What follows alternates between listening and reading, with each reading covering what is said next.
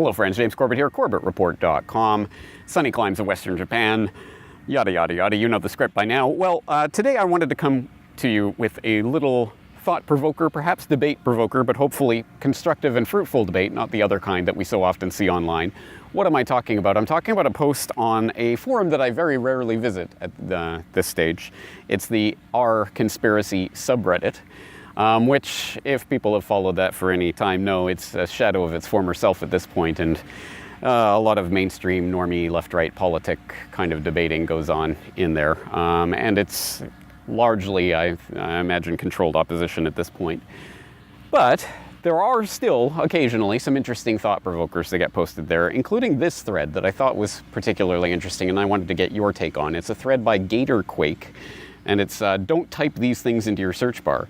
And he writes, hey guys, there's a big uptick in posts that go like, I accidentally typed insert weird letter or number sequence in insert search engine, and all this scary stuff popped up.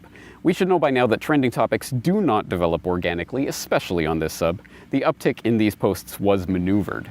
And that's not really my point.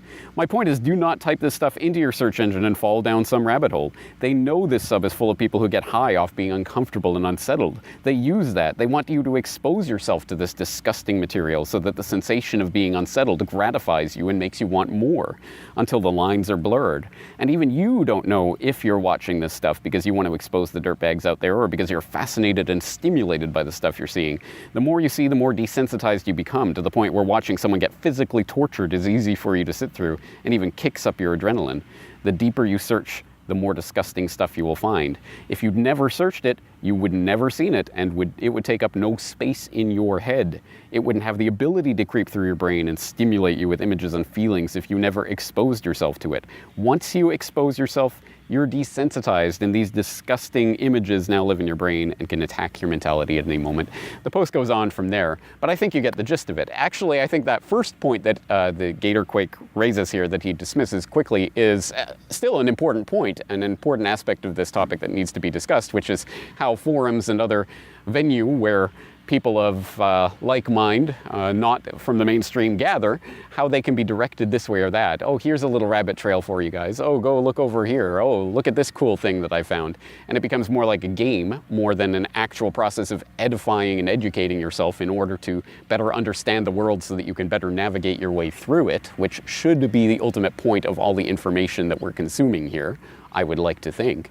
So, can we be led down false rabbit trails by, oh, look at the fireworks over here? Of course we can, and that happens a lot, and I think it's an important point to consider with this. Perhaps best codified in my video on the news as a social construct. It is being used to program you.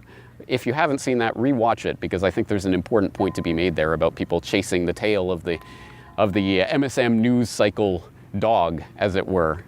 Still slaves to the MSM news and whatever that construct is, the news of the day, even if we are in this decentralized world where we can talk about anything. So let's talk about what the mainstream is talking about at all times.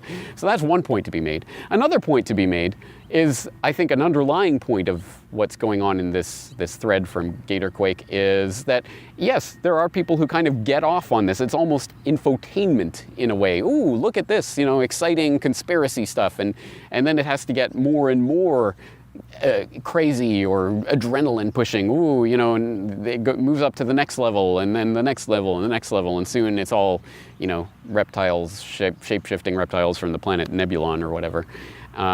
So it is always constantly one-upping, and that becomes a cycle that certain conspiracists, I guess, for lack of a better term, get themselves caught up in. And I think that's a potential danger of this information. If people are using it as a rush or a, hey, here's a cool new idea, well, here's a cooler new idea, well, here's the coolest idea, it becomes, again, a game of sorts that people are playing rather than actual information that people are thoughtfully consuming and using in their day-to-day life. Another aspect of this is the desensitization aspect, which Gatorquake brings up and is brought out interestingly in the comments. Of course, I'll link to this thread so you can read through the comments that were here on Reddit. including comment something to the effect of, well, this is like when we're talking about Joe Biden fondling young girls and you're showing these images of these young women being traumatized. A, not only is it sort of re-victimizing the victims of this trauma, but B, it's also desensitizing ourselves to this and in a way almost normalizing this behavior. We keep seeing it over and over and over, and we know, well, all the politicians are pedophiles, so at some point that just becomes, okay, well, that's the norm at that point.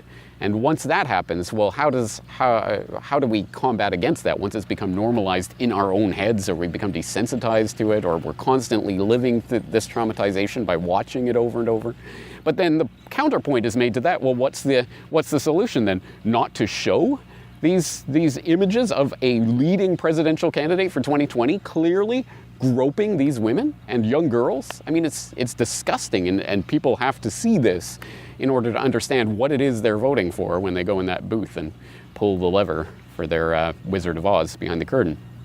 So there's a lot of stuff going on in that debate as well that's, I think, thought-provoking and interesting. And then another aspect of this is, from my own perspective, I can post something about the crisis of science, and that'll get 80,000 or 90,000 or 100,000 views or whatever it gets on YouTube and various other platforms. But then you post a solutions to the crisis of science, and that gets, 20, 30,000. People are interested in the blood and guts and gore and crisis. People are not interested in solutions. I mean, they pretend to be, and they mouth the words, oh, what's your solution? But they don't really want to hear about it. And they're not as interested in that. To some extent, that's human nature. We are obviously creatures that are designed to see and perceive and be aware of threats. So you want to know about threats. And when someone's trying to give you advice, it's like, yeah. Well, anyway, whatever. So I understand there's a certain amount of that's baked into the cake. But again, it means that we can be led along this way or that way and never actually examining the actual solutions to these problems that we're facing, only looking at the problems.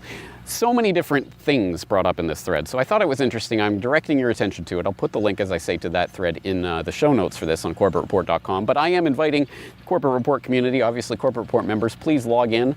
Leave your comments in the comment section to this video on CorbettReport.com. What do you think about any of the topics that are raised by this thread and their implications for the type of work that I do and the type of thing that we're all engaged in if we're participating in this conversation? I think there's a lot of food for thought here.